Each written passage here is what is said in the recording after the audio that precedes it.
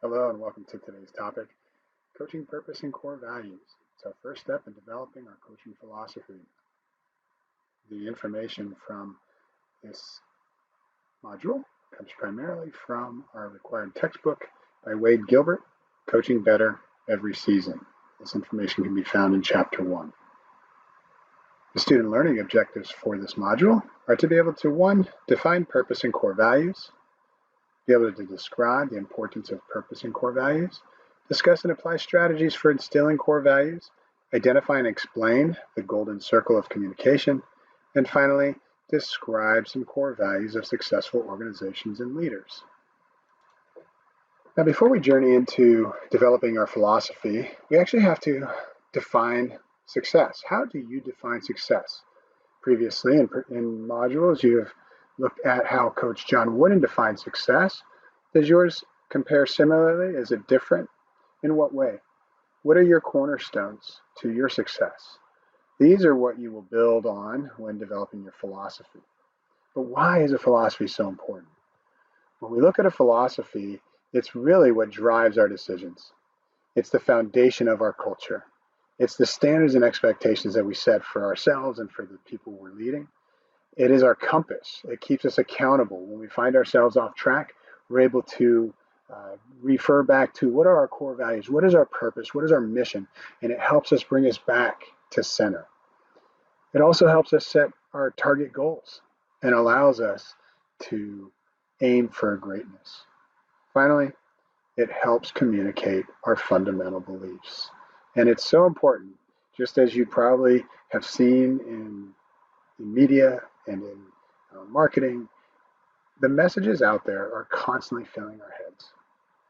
We need to make sure we are filling the heads of our followers, in our case, if we're a coach, our players, and our staff, with the kinds of things that we want to be our driving force and our compass. So overall, while we think about developing our philosophy, we've got to think of why we do it. Why we do what we do, our purpose. We're also going to have to think about how we do what we do, and what is it that we want the results to be. In addition to our purpose being our compass and helping us set our standards, it also provides a framework for feedback. This feedback is critical because, as we know, our behavior is shaped through the feedback we receive, whether it's positive feedback or negative feedback. And it's within that framework of our core values that we can keep ourselves accountable. But one key thing about our purpose is that we do need to think about keeping it flexible, because over time, things change, people change, attitudes change. And thinking about our current situation where we're in a global crisis, a global pandemic, your purpose might have changed. So remember, your purpose is your compass. It helps you set your standards, provides that framework for feedback, but keep it flexible because we have to be nimble. When developing our philosophy, our why is our purpose, and our how is how we set the culture. How is the culture that you want going to be developed? And this is where instilling core values is critical. Setting target outcomes and challenging your athletes and your teams to achieve things that maybe they didn't feel they could achieve at one point, but now you've developed the skills mentally and physically to where now you can set greater targets and greater goals. Lastly, a key part of setting the culture is developing cohesion. As a coach, your philosophy, your core values, your purpose, all tie into how you set the culture. Today we'll cover instilling core values, and in later modules we'll discuss setting target outcomes and developing team cohesion. So one of the first parts of setting our culture is instilling our core values. What are some good strategies for doing that? Well, first off, as a coach, you need to have what you believe and define what you believe as your core values. But you also have to be open, and this is where that flexibility comes in, open to having a discussion with your athletes. It's important that they have a voice and they have a choice in these core values because it's those athletes and it's your teammates and it's your followers that will be the ones living up to it. So it's really important that one, yes, you have the vision, you have the initial core values, but then have a discussion with your team and define those core values and make sure everybody's on the same page. Then you're going to want to post them. And daily, you're going to want to repeat them. And these can be repeated with, you see team jerseys or t-shirts that have your core values on there, your defining purpose on there for the season. But you also want to post them in the locker room. You'll probably want to give a handout to each of your players to take home and have that on their desk at home or on their mirror at home, so they constantly remind themselves of what they're really trying to achieve as far as their character and core values within your team. Now, creating teaching tools such as team building activities and setting up special times to meet with players and discuss these core values with them also is critical to instilling your core values within your organization. It's also extremely important that you recruit athletes that embody the characteristics that you want. And this is where the All Blacks really have set themselves apart as far as voicing how they truly feel about character versus talent. And we'll review the All Blacks here in a minute, but the All Blacks is one of the most successful sports organizations in the world for over 100 years. And during that time, they haven't always lived up to their core values. But as recent as 2010, when they found that their organization was slipping away from their core values, they reestablished their core values. And they went out and they started getting character over talent. They recruited people that lived up to the core values on and off the field before they would look at the talent of that player. And so again, when you recruit and when you scout, it's important that you are actually asking your recruits and that you're scouting about these core values, about what do they believe is important. And if they don't align with yours, then it's probably not going to be a good fit. And lastly, systematic reinforcement kind of goes back to define and post, repeat, create the teaching tools, recruit, and scout accordingly. That's a systematic way to reinforce it. And so in practice, you might even have a core values chart of sorts that you are asking players at the end of each practice or maybe at the end of each week. What core values are we living up to? What core values do we need to work on? And make sure that you are keeping yourself accountable as you instill your core values in setting your culture. Let's take a look at one of the most successful sporting organizations over the last 100 years. The New Zealand men's rugby team, the All Blacks, has routinely been used as a model for how to create and instill core values for sustained excellence in sports. They have won over 75% of their matches in the last 100 years, and in the last 20 years, they've won over 90% of their matches. This winning didn't come by chance. It was designed. And it was designed by instilling their core values. They have three primary core values. They sustain their level of success by taking pride in winning, pride in the All Blacks legacy, and a willingness to evolve. This pride in winning is exemplified in their work ethic and their enthusiasm that they maintain as they train as hard as any athlete in the world.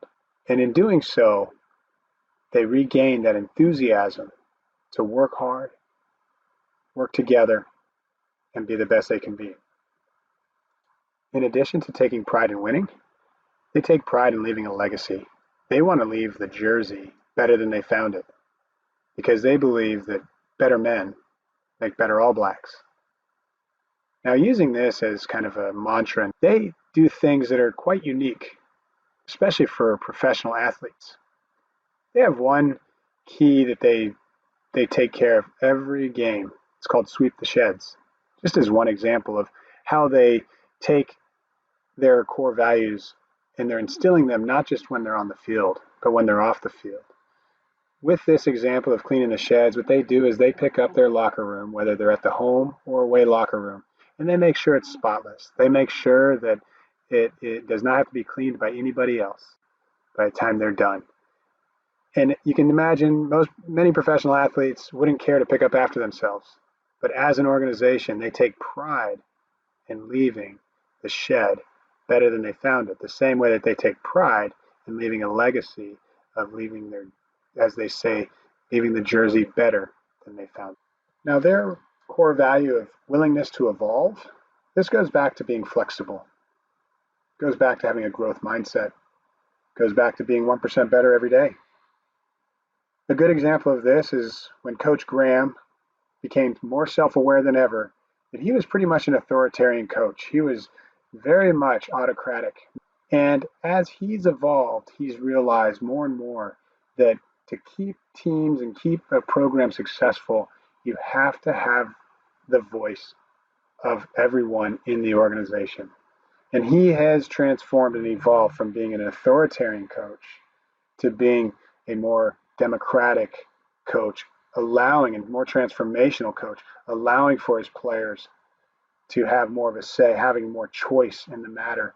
And in doing so, as we will continue to talk about, when coaches are transformational and they're more democratic and they give players a voice, they give them an opportunity to build that intrinsic motivation. Because when we feel that we have choice and autonomy in what we're doing, we become more intrinsically motivated. So a willingness to evolve, we just cannot feel like we know it all and that it never changes. We have to continually have that growth mindset, be able to be self-aware and take self-assessments at times to see where can we grow, where can we be 1% better every day. So that leads us to the final three keys to the All Blacks model of purpose and core values. That's self-awareness, alignment, and vulnerability. Again, self-awareness is knowing your strengths and weaknesses along with knowing your players' strengths and weaknesses and not becoming defensive when somebody gives you constructive criticism on how we can improve. The alignment part speaks right to being consistent with the team's core values and having that high expectations, collective accountability, self-responsibility, and not rules or coach-imposed disciplinary consequences as much as self-imposed consequences and disciplinary actions. The vulnerability speaks to the humility that we all need to have as great leaders, and that is not to pretend we have all the answers. You gain trust and respect when you do not pretend to be a know-it-all. And that's being vulnerable. Vulnerability is usually looked at as a weakness in character. But when you're discussing the characteristics of the All Black organization, vulnerability is at the heart. The humility is at the heart of it because, again, when we can become better people, we can become better leaders, and we can become better for ourselves, for our community, for our team, for everyone around us. Now we've heard a little bit about the All Blacks organization. Let's take a minute, push pause, and read John Wooden's 12 Lessons of Leadership. Now, this is a simple guideline to help us start formulating ideas of what we want our philosophy to be like.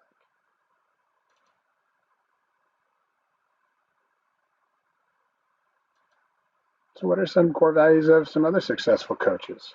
So we know John Wooden has the Pyramid of Success, and one of his primary sayings was, make each day your masterpiece, right? Bill Belichick, he has 5 rules for exceptional leadership, and his primary core value is do your job.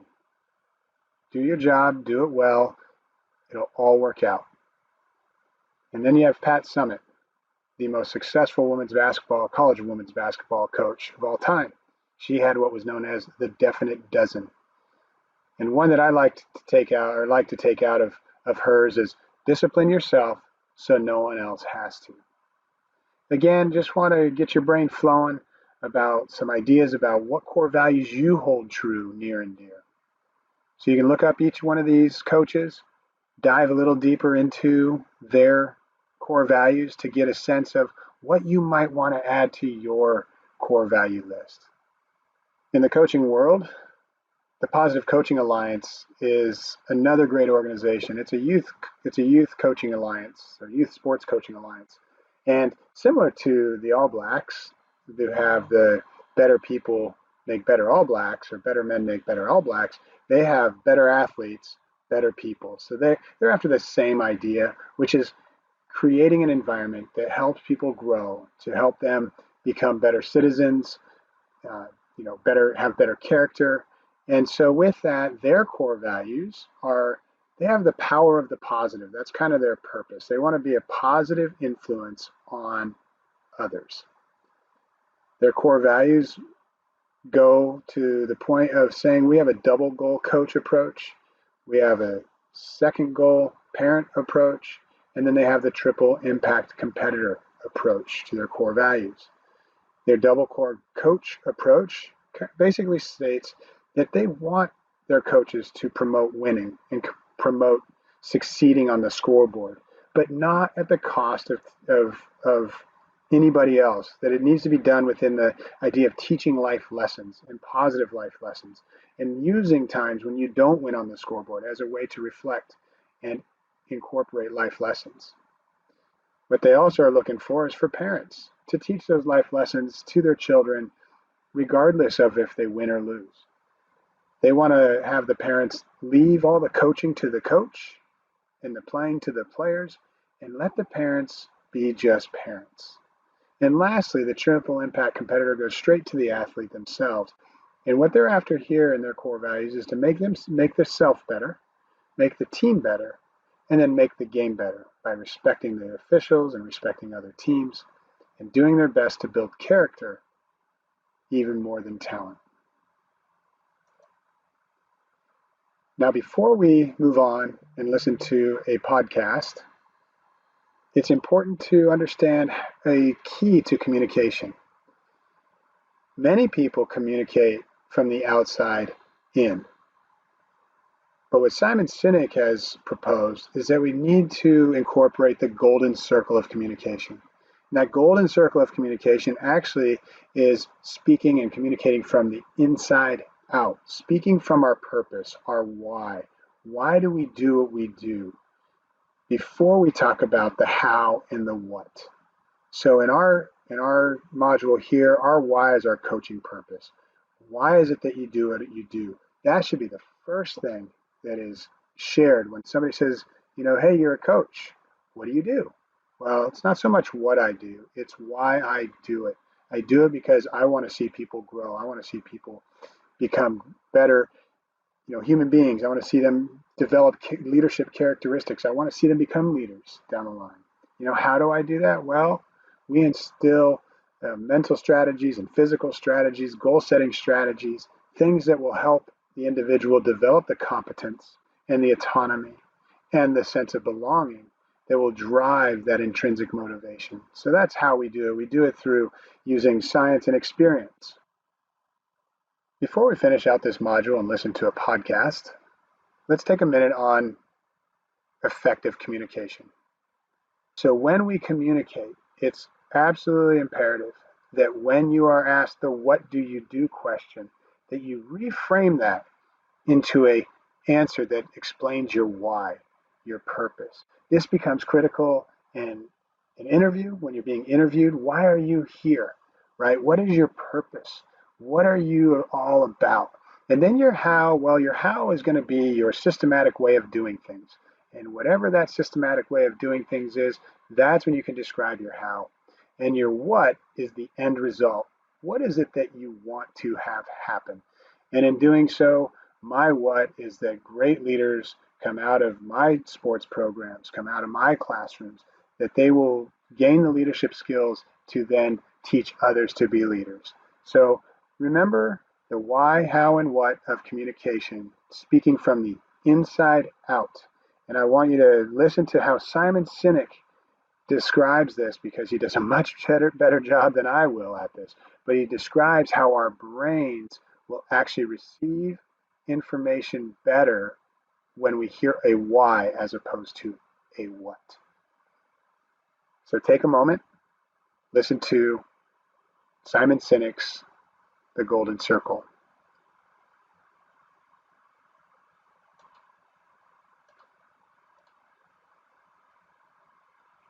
After you listen to Simon Sinek's TED Talk on effective communication, take a moment and listen to the first 30 minutes of Compete Like a Champion podcast, Building Strong Culture and Philosophy. Take 20 to 30 minutes and reflect and complete the following Module 3 assignments: Worksheet 1.3, Worksheet 1.4, and Discussion Board, Coaching Purpose and Core Values. Thank you so much for your time, energy, and effort in completing this module. Please let me know if you have any questions.